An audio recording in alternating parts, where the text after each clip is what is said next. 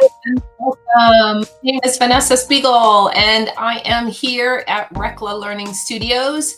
And we are dealing with a hot topic right now.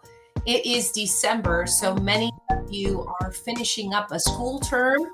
You're working on assessments, final exams, and today we are going to touch a little bit upon how assessment can build agency for the students.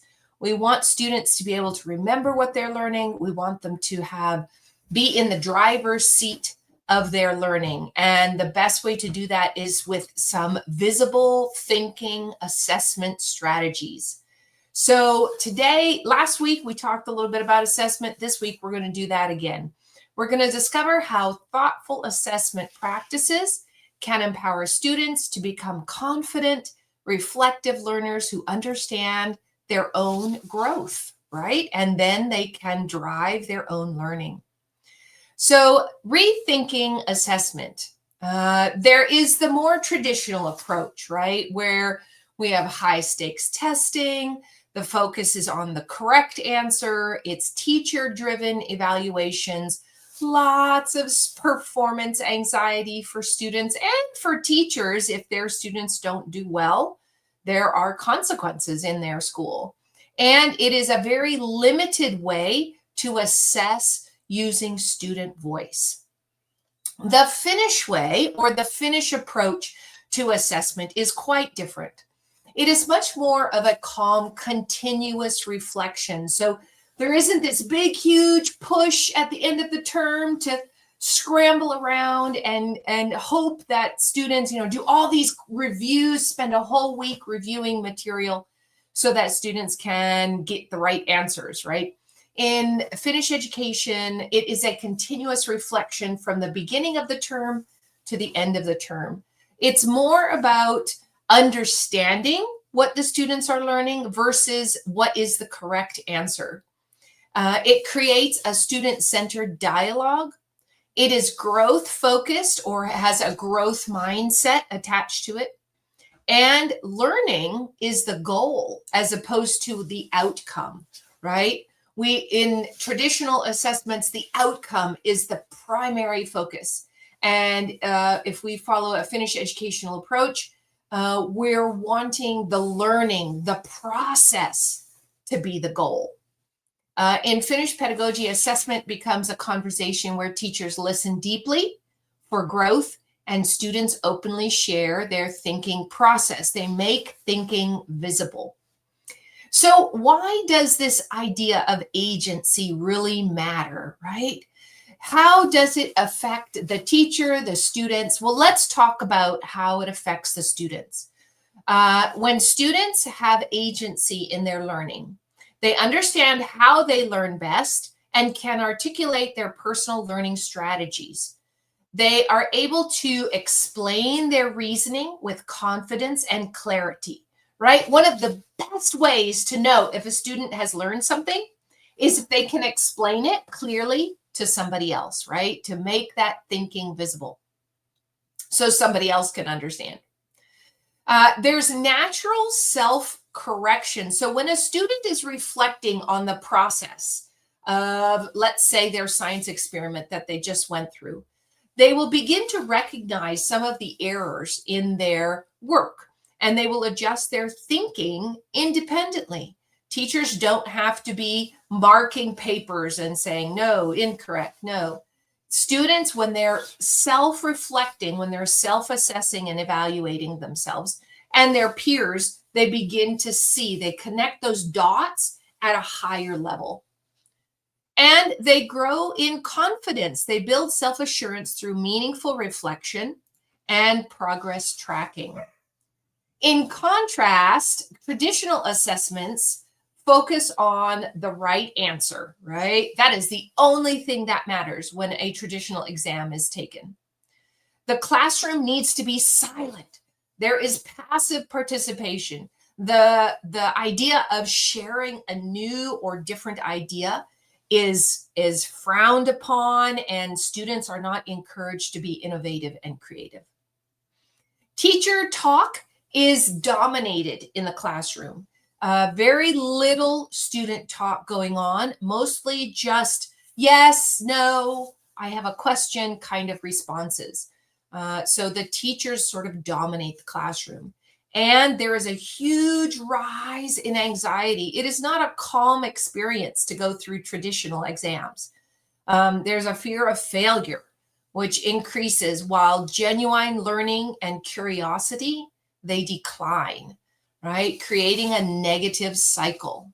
If the only thing that the student understands is important in the class is that they get 100% or they get a really good grade, they know all the right answers, they're not going to feel comfortable exploring other ideas. So, how do we adjust? How do we transition and shift to a more agency, student-centered approach to assessments? We want assessments that build agency by transforming how students engage with their own learning journey. It creates a culture where thinking is valued over mere correctness, right? We want to make thinking visible. And in several of my other posts and blogs, I have shared numerous ways and strategies to make thinking visible. Second, using strategies intentionally. They develop and apply learning strategies with purpose and awareness. When we create assessment routines that are continuous, and we're always bringing the students back to the focus of the outcome, right? Not the objective of what the teacher is supposed to be teaching, but the outcome that we want the students to learn, and create that in a routine using these different strategies, students will begin to apply them themselves. They will take ownership. They will become active directors of their learning rather than passive recipients. And they will see mistakes as information. So they will explore more. They will be more interested in discovering new things, being innovative, problem solving, being creative, because they know that with that, it will be honored. It will be allowed to hear these new and different ideas.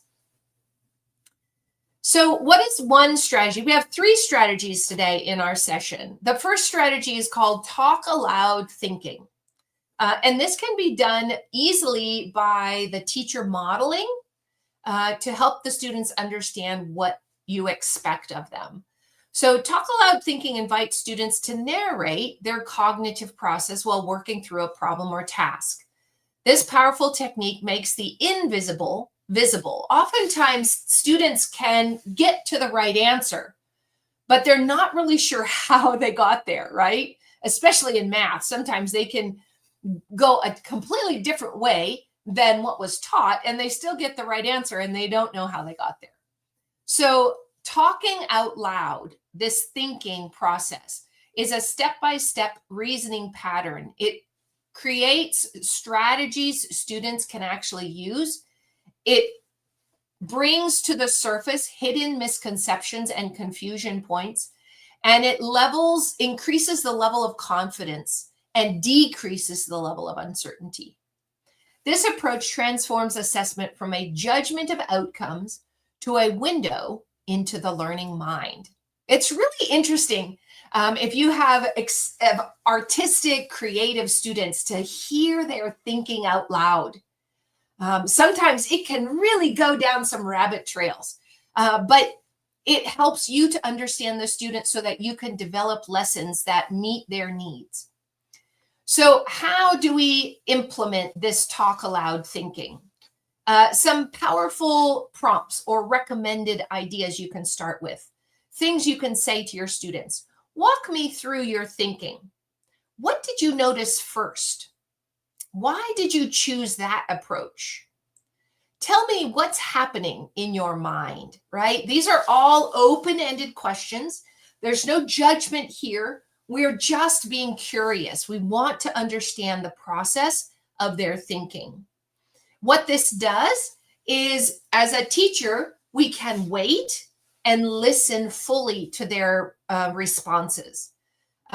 Make sure you don't want to jump in and correct, especially if they're thinking feels a little bit out of place. It may be that they're here for one moment and then they're self-correcting, right? And then they get back on track. So allow their thinking to happen.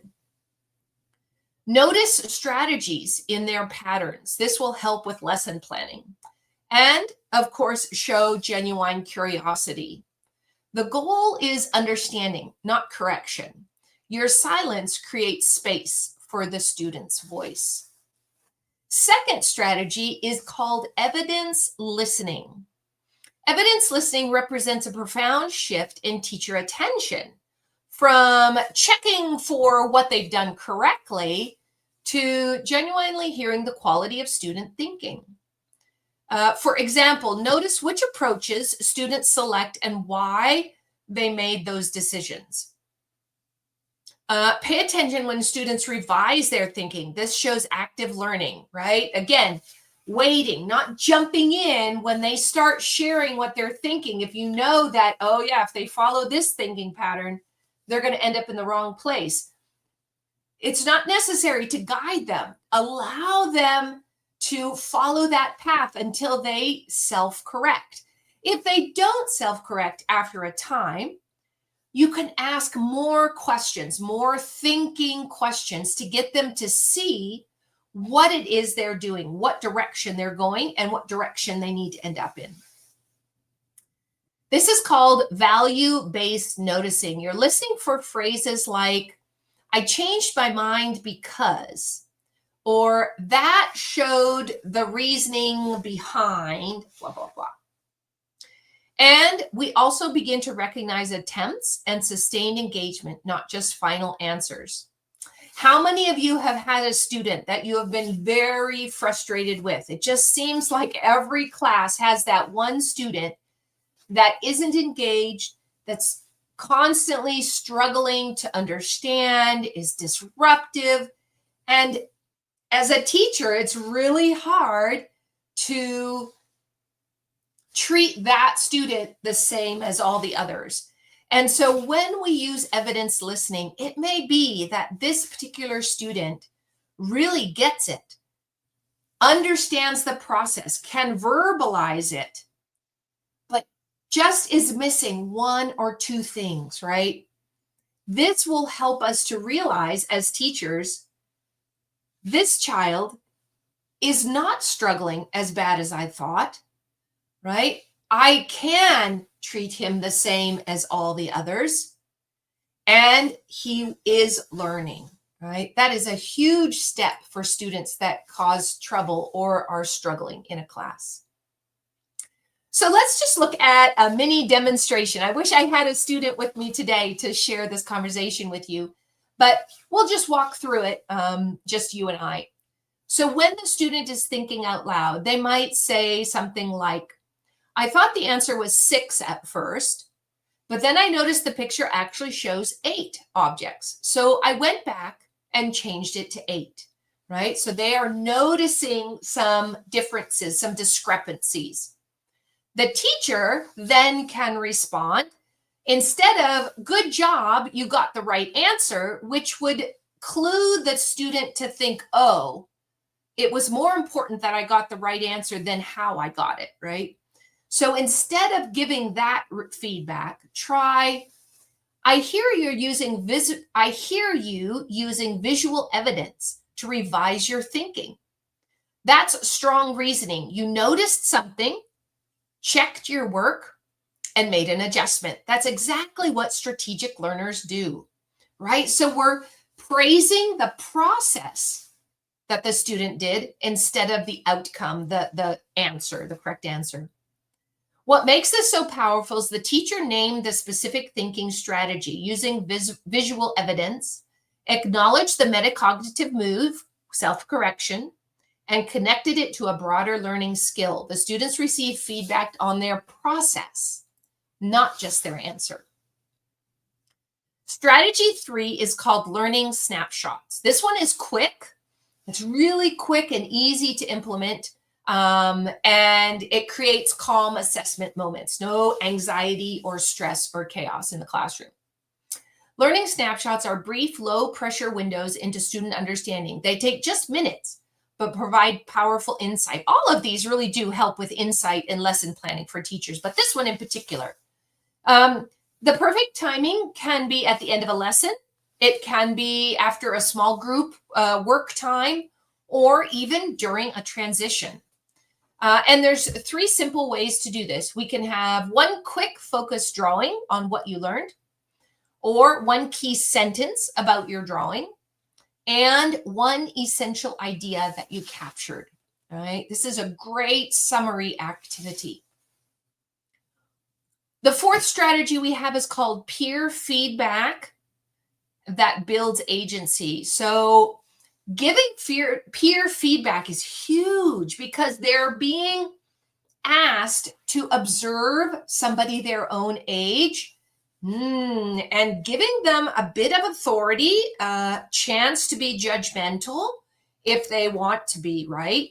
So this one we have to do with care and support. And some of the ways that you can do this in your classroom, especially when you first are introducing this topic, is to provide sentence stems, right? So here are 4 you can try. I like how you blah, blah, blah. I wonder if blah, blah, blah. Maybe you could try blah, blah, blah. I'm curious about, or I don't understand blah, blah, blah. So this feedback strategy is very, very helpful and essential for students. But implementing it in the classroom does take some care. We want students to learn to support each other's thinking. Remember, our classroom is a community. It's not a bunch of individuals fighting and competing to be the best. They're all working towards one unified goal. So we want to support each other's thinking while developing their own critical analysis skills. We don't want them to be hurting each other's feelings. We want them to be objective and observant of what they are seeing. You can use small group reflection circles where students practice giving and receiving feedback. You can also use this in one of your learning stations. This is a great one to add to learning stations. The key principle here is to focus on curiosity and questions. We're not talking about asking students to make corrections or to judge whether it's good or bad. We're just simply asking them to observe and reflect. All right, our last strategy here is called the calm reflection loop. Regular reflection creates a habit of metacognition, thinking about thinking, learning about learning, that transforms students into self-directed learners. These are main questions that you can write on the board when you are doing a reflection loop. What did I learn? So students identify specific knowledge or skills. Where did I struggle? This one is often forgotten in a classroom, right? So they acknowledge the challenges. And what is my next step? So here they are connecting dots. This is what I learned. This is what I didn't understand. So now, how am I going to bridge that gap? Right? So we can use these prompts daily. We can use them weekly as closing activities, journal entries, discussion starters, circle time integration.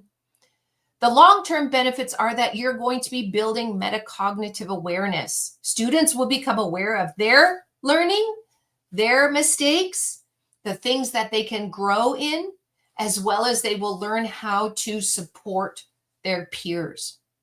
It reduces the fear of mistakes because they begin to understand they're not being criticized. They're not going to be given a bad grade. This is a starting point for them, and they can jump off and go in whatever direction they want to make things better. It creates continuous progress in their mind. So these are some of the tools that I have shared with some of my other blogs and posts, and I'll just review them quickly. We have the 6 calm assessment methods for the classroom. We have the Snowball review, where students write ideas, crumple up the paper, toss it at their peers, and then find one of their peers' papers Open it, read it, and add their own thoughts. That's a fun one. The kids love it. Symbol work, where students will draw symbols to represent understanding of concepts. 3, 2, 1 reflection. This would be 3 things I learned, 2 questions I have, and 1 action step that I'm going to take. We have our traditional, slightly adapted think, write pair share, where individuals reflect. First, write a little bit down about their reflections, share with their peers, and then share in a bigger group. The Thanksgiving stone is really nice because it allows those students who are a little bit quieter in the class to have an opportunity to share, knowing that their voice will be valued. So they pass an object while sharing 1 learning moment from today. And then finally, we have what we already talked about, our Talk-Aloud moments, which are brief narrations of our process, right? How we got from point A to point B. Maybe focusing on how they solved the problem. What does agency look like in the classroom? When students develop true learning agency, the classroom culture is transformed. You'll begin to notice these powerful shifts in daily interactions. For example, there will be self-directed inquiry. So students will begin to create small groups and have discussions all on their own, asking questions that you never could have imagined yourself or planned for. They will begin to explain their reasoning with increasing clarity and confidence. This one definitely takes time. So don't expect your 6 and 7-year-old grade 1s and 2s to have these big, elaborate reasoning explanations, but they will, at their own level, be able to explain how they got there. And as you practice throughout the school year, they will get better at it, especially if you're modeling what you're wanting them to do in the classroom. They will begin to create personal goals because they will begin to identify where they are lacking and what their goals are and what they want to do to get there. And it will also progress. It will also cause them to feel the progress over the perfection, right? Instead of the traditional, we're moving to the more 21st century Finnish style of education, where we're celebrating growth and learning rather than performance and grades. So let's go ahead and try this tomorrow. Building student agency doesn't require overhauling your entire practice. I'm not asking you to rewrite all your lesson plans. I'm just asking you or suggesting to you to try something small. Maybe start with 1 student to think out loud and share their thinking process. Or respond with some kind of evidence listening, right? Be a model for what you want the students to be thinking about and processing, and then praise them for the process, not the end result. Small shifts build agency for sure, and I hope that you can find some of these tools to be helpful in your classroom. If you do, or you have your own ideas and tools that you have used that were successful, please jot them down in our comments below, because I want this to change education globally, for all of us to come together and change the way that students are learning, so that the movement of education goes towards 21st century, because we need to prepare our students for what's ahead. We don't need to be having them practice memorizing what was behind them. Thanks for listening. See you next time.